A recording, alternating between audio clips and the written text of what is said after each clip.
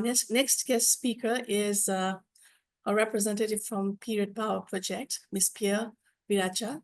She's a public health researcher, women's health advocate, and the founder of Vera, a modern feminine wellness brand. Her path began in San Francisco at a fertility tech startup, where she discovered the power of fertility awareness and body literacy. Since then, she's made it her mission to help Thai women reclaim knowledge about their bodies. Miss Vera and Thai celebrity Cindy Bishop, also the UN ambassador for this cause, started Period Power, an initiative born out of necessity to breaking the stigma around menstruation and empowering young girls in Thailand to take control of their menstrual cycles. Over to you, Miss Vera. Hello, everyone. It's a pleasure to be here and to meet you all. And thank you for organizing this incredible event. I will do my best to share my screen and have no technical difficulties. Share. Okay, so Pure Power, as Dr. Vinita says, started out of necessity. From me and my co-partner, Cindy.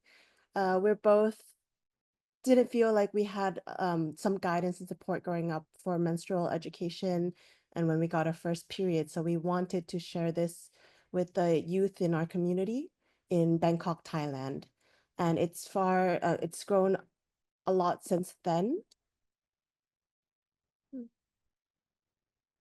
We have decided that we wanted to create a workshop that had a journal called the MyCycle Journal that had all the information that we wish we had growing up. So this journal is like an interactive diary that you can take home with you, and it's designed for girls ages from 6 years old up to 15, 16 years old. And it really depends when they get their first period. But we go through in the workshop that we hold, we go through the journal together, and it goes from listing out all the different physical signs of change that will happen during puberty and sharing our personal tips on how we navigated our own puberty journey. We also do interactive activities with the girls where we ask them to volunteer to play a skit called the Hormone Ensemble.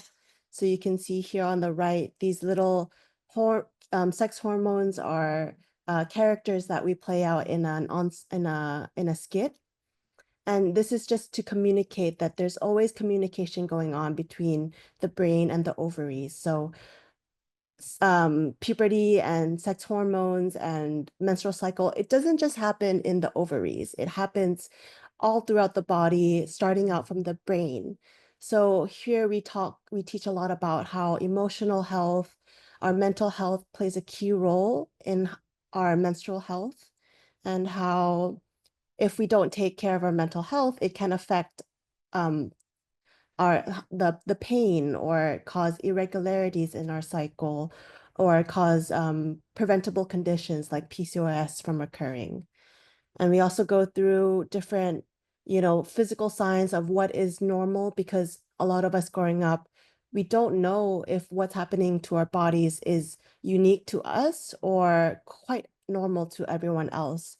And what we also emphasize is that teenagers, when they first get their period, up to 6 years, your body is adjusting to having a menstrual cycle. So irregularity is quite normal. Having a bleed that's longer than 7 days is quite normal. And so we go through what's normal and what's not throughout the menstrual cycle. And we try to emphasize that the menstrual cycle, the different phases of the menstrual cycle can be superpowers for us. It doesn't have to be filled with embarrassment or shame or just pain. The different phases of the menstrual cycle give menstruators different powers and abilities to socialize, to build confidence, to be more reflective in the luteal phase, to pay attention to rest, and your body is always telling us signs, and it's really intelligent. And that's the key message that we try to teach the students who attend our workshops. In the beginning, we were teaching more English speaking Thai menstruators in Bangkok, but last year we've also expanded the reach to Thai public schools, where we reached over 3,000 Thai students in public schools across the country. And this is a survey that we did that we wanted to share to you today. We do surveys before the workshop and after the workshop. And from 808 students that filled out the survey, these are the results, which showed that after the workshop, they left the workshop feeling a more positive attitude towards their periods, and that 82% of students who started their period don't feel prepared at all, prepared or unprepared at all. They also feel this could be a variety of reasons. Maybe it's because of the lack of education or the shame that is brought on by cultural or social or familial taboos, access to products, as we've all mentioned today. The majority of the girls and the students find the workshop really helpful for managing their menstrual health. You can see here on the right, Cindy, my co-partner, we do an interactive uterus labeling workshop, which is really fun for all the students attending. So we recruit volunteers to come up and label the anatomy parts. We also go through, if you look in the right, different period products that are offered today, because today no matter where we are in the world, we do have more innovation today than ever before for menstrual health. And we have to be grateful that we have all this access to innovation, but not all of us have access to this innovation and not all of us can use it. So we go through different types of pros and cons of different menstrual products and what is affordable and accessible and convenient to different types of people. In July, we are starting an exciting project in the north of Thailand, which Thae, my team member, is leading. Thae is from Masot, the area that we are going.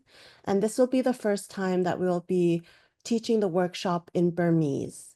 We are fundraising for 1,000 migrant girls to receive education, the menstrual journal that we have created, and free menstrual products for students in Masot area. And we also have received donations from different period product brands in Thailand, including Joy, who have donated 1,000 menstrual cups for the migrant girls. So cups is also a very long-term and sustainable solution for people of all ages, especially people who are active in sports. And the organization that we're partnering, called Play Onside, their initiative is helping bring girls into sports, into athleticism, into playing sports such as soccer and football, because it helps build their confidence and their social skills and their physical health, of course. So we are partnering with Play Onside to bring period education and sports activities to 1,000 students in Masot area. And I know we have a lot of different audiences here in the panel and in this video call, but if anyone is interested in supporting our cause and donating to this project, we are also accepting donations internationally and locally. And we are raising 420,000 baht, which is 12,000 USD, to bring period education to the girls. Thank you. If you have any questions, feel free to reach out to me and Thae.